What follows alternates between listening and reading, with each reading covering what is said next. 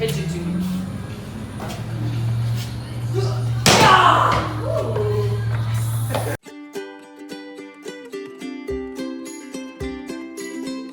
So first thing you want to do when you start your kitchen is you're going to take all your doors and your drawer fronts off. And as you take them off, you want to make sure that you label all of them. Label the top of the door, the bottom of the door, label them from 1 to whatever you go up to. Start at 1, 2, 3, and 4 and go on. So you want to make sure that you put them all back in the same place after you've refinished them.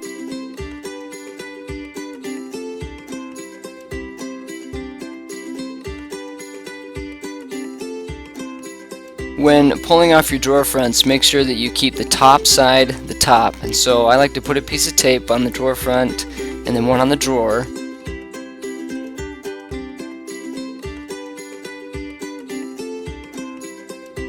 Say this is number 2 with an arrow facing up so that I know when that one's done I put it on the upside.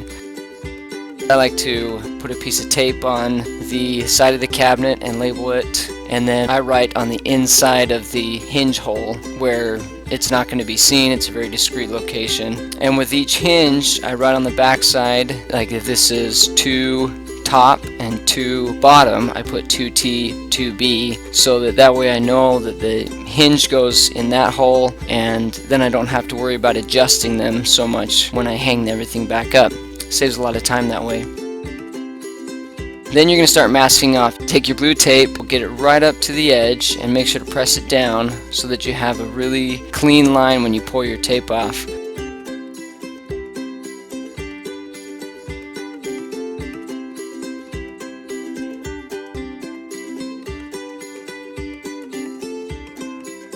So once you have everything taped off, then you're ready to start degreasing. Really sprayed on there, you can be free with it.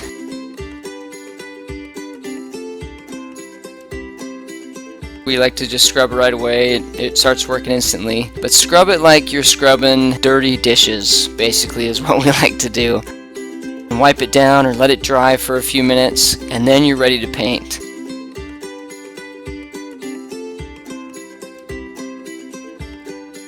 You want to dip your roller and make sure it has a good amount of paint on there so that it's going to get the coverage you need. Now on this first coat, you really don't need to put it too heavy, but you want it to cover.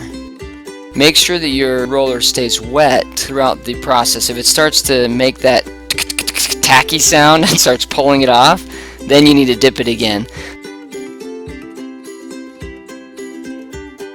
Make sure you get all your edges and then do your big surfaces last.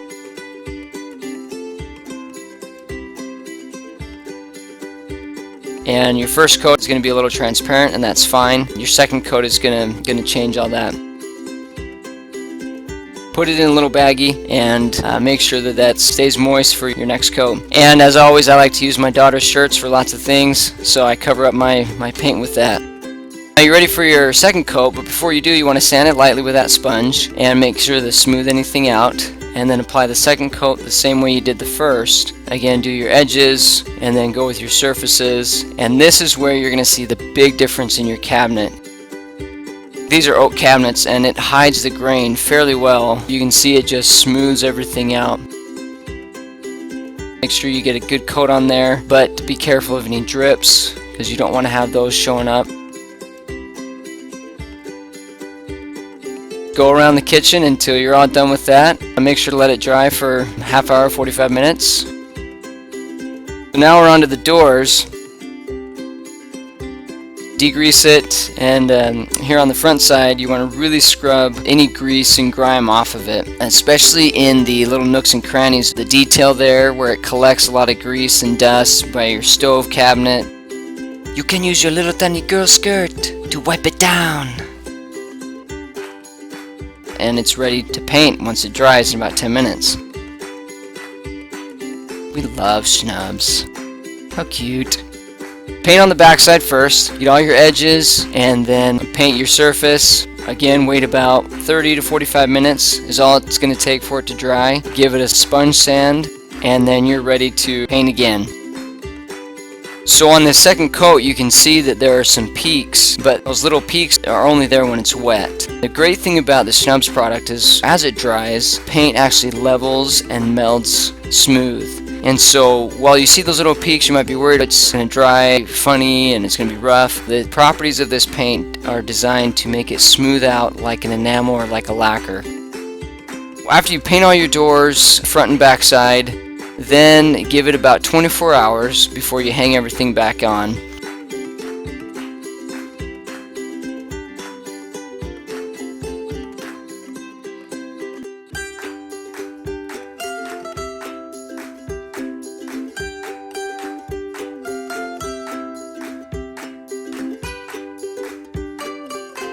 Now you have a beautiful kitchen that you did in just a matter of a couple days, and it's a strong, smooth finish that's going to last you years to come.